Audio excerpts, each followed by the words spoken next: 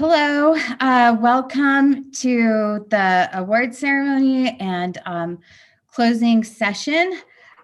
We're going to start with our student competition winners, followed by some updates about 2021 from Pat, and then I will come back to close us out for the day. So to get us started, we're gonna meet Amy Griffin, who is the editor of Cartographic Perspectives, to present our first award.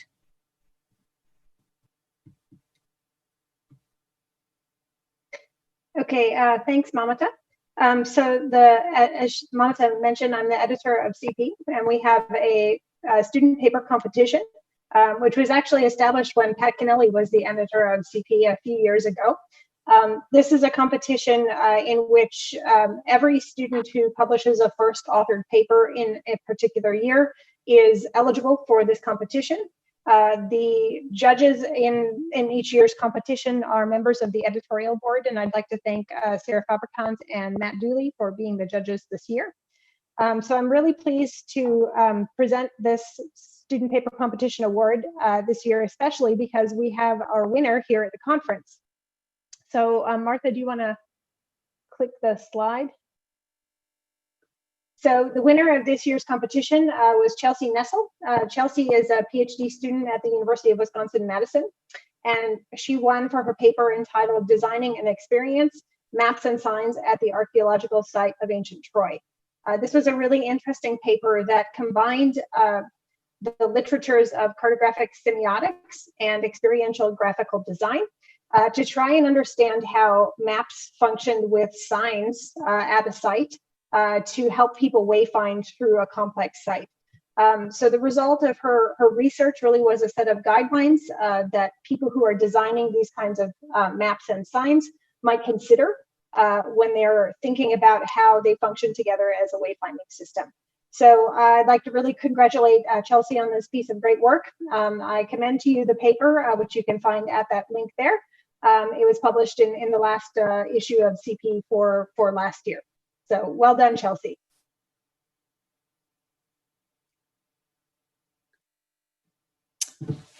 Okay, next I have the NACIS Undergraduate Student Scholarship in Cartography. I'm going to explain a little bit about it because it's a new award that we have this year. This is the first time we've awarded it as a group. Fritz Kessler proposed it to the board maybe about a year ago now, and we talked it over, and he refined the purpose and the guidelines for the award, and this is what we've decided upon.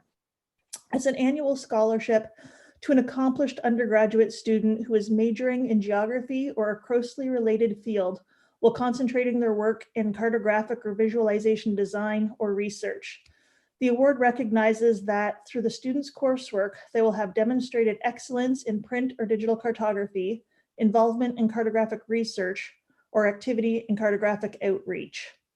Any full-time undergraduate student enrolled in a degree-granting program at a 2 or 4 year university or institution is eligible for the award, as long as they are pursuing a major in geography or closely related field with a focus on cartography or a related discipline centered on map design, visualization, or research in one of cartography's many topics. Women, minorities, and underrepresented groups are especially encouraged to apply. The information about this award, as well as all the other student awards that we'll be talking about tonight, can be found on the NACIS website under the awards tab. So, as we said, the award's is being awarded this year for the first time. It comes with a prize of $1,000 to be used at the discretion of the awardee for needed expenses related to the pursuit of their major. This year, we're honored that the first award winner of this scholarship is Emma Brown, a geography major and Japanese studies minor from Millbury College in Vermont. Emma submitted a really thoughtfully written application letter, as well as this map, which was an example of her cartographic work. Congratulations, Emma. The next award we have, this is the first of 4 awards that we have that were voted on by you, the NACIS members, at the gallery, various map galleries over the last couple of days. This one is the Student Map and Poster Competition Award for Cartographic Design. It's an annual award that we've been giving out for quite a few years now, with a prize value of $500. This year, we're very happy to announce that the winner of this award, as chosen by you, our NACIS members, is Austin Novak from the University of Wisconsin-Madison, with his map entitled Iceland. In the words of Austin that he submitted when he put in his application to the map gallery, this map is intended to capture the captivating beauty and culture of Iceland through terrain and cartographic design. I thought to myself at the beginning of the project that my goal was to create something that could be proudly displayed on my wall, a map with a heavy weight towards aesthetics. I stumbled upon countless references to Iceland while reading and watching photography-related media, and was deeply drawn to the photographs and stories captured by those who visited. One of them, many agree that there's a unique charm to the island that's hard to find anywhere else. Congratulations, Austin, on this beautiful map. The next map we have that's won an award this year in the Student Map and Poster Competition is the one that we award for research. This year, that award goes out to Makala Garrison from the University of Oregon for her map entitled Hypoxia Season, Low Oxygen Events off the Pacific Northwest Coast. Hypoxia, or oxygen depletion, in the words of Makala, is an environmental phenomenon where the concentration of dissolved oxygen in the water column decreases to a level that no longer supports living aquatic organisms.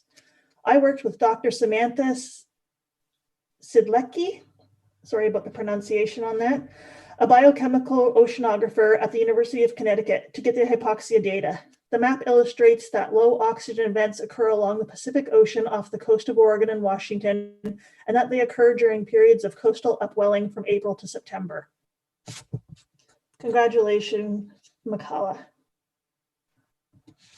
Our second competition that we hold annually each year is the Student Dynamic Mapping Competition. This year, we're sort of excited about it because we've managed, through our virtual environment, to hold the judging in a new manner. In the past, I can't remember off the top of my head how many years this competition's been going on, but I would say 15 to 20 years. It's always been judged by a panel of cartographic experts in our field. This year we decided, since we were in a virtual environment, we would have you, the members of NACIS, vote on this, similar to how you do for the Student Map and Poster Competition. And it was a good thing we did. We had a lot of turnout from the voters, so thank you very much. This year, the winning group entry is from Haley Corson-Dosh, Christopher Pearson, and Josh Siebel at the University of Wisconsin-Madison for their digital entry entitled The Lost People. When they submitted their entry, they wrote the following. The Lost People interactive web map was designed as an unofficial map-based querying tool for NACIS.gov. NACIS, the National Missing and Unidentified Persons System, is a public database for searching cases of missing, unidentified, and unclaimed persons in the United States, including territories.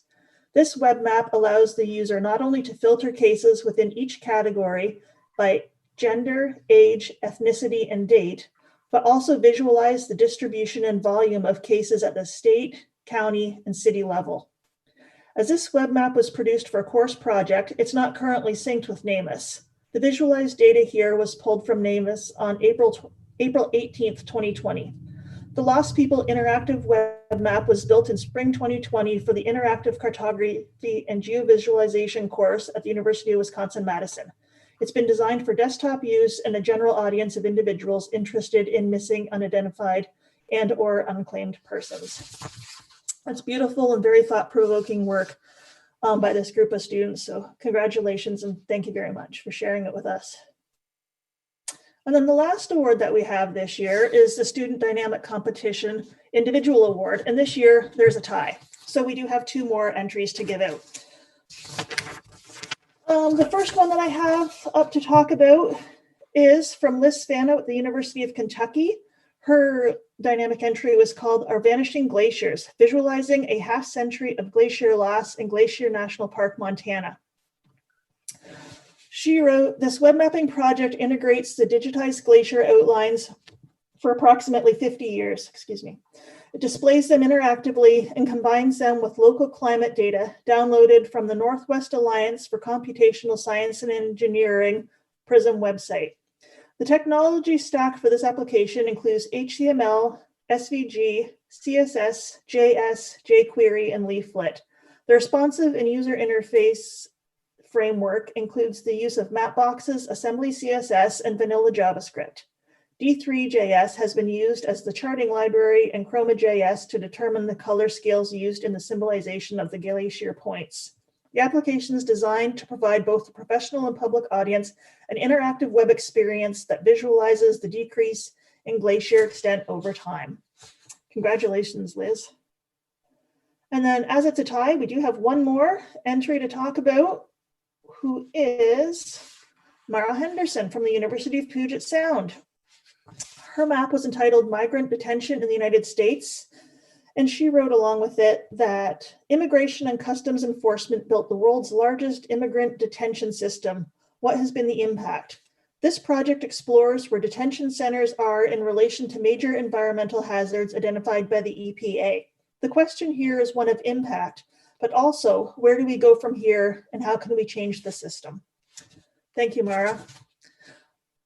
That's all we have right now. I'd once again like to congratulate all of the winners of the student competitions. As I mentioned, if you want any information about them, they're listed on the NACIS website under the awards tab. Deadlines are probably not updated yet for next year. That'll probably happen in the next week or two after the conference. We'll get the website up to date. But for now, congratulations once again to Emma, Haley, and Liz, Michaela, Mara, and Chelsea, Austin, Christopher, and Josh. Outstanding work. Next up, we've got Pat Kennelly to talk about NACIS 41.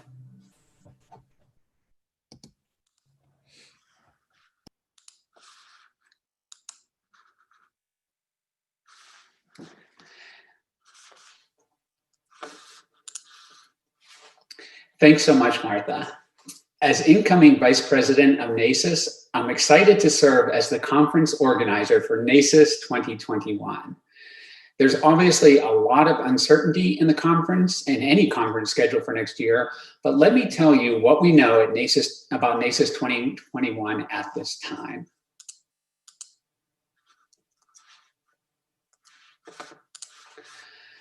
We plan to have next year's conference in Oklahoma City, Oklahoma, the same week as Indigenous Peoples Day.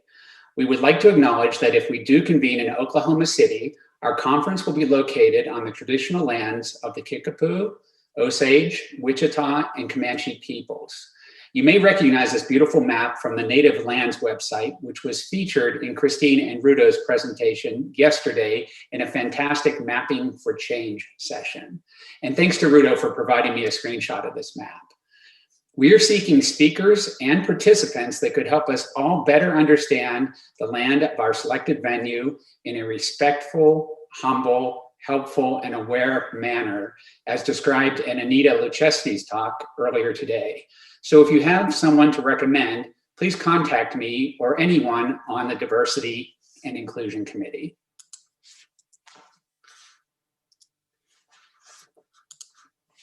In Oklahoma City, we have the conference venue booked, the historic Skirvin Hotel. The Skirvin family weathered the Galveston hurricane of 1900 before moving to Oklahoma City, where they opened the Skirvin Hotel in 1911, 109 years ago, and 7 years before the previous pandemic began. We hope the Skirvin will serve as a beacon of resilience for NACIS 2021. Finally, please save and plan for the dates shown here. Whether we meet in person, once again online, or in some combination, we will meet on these dates, October 13th through October 15th of 2021. We remain hopeful to see everyone in person soon and ask you to check our website, nacis.org, and our newsletter, NACIS News, for updates on the conference. Thank you.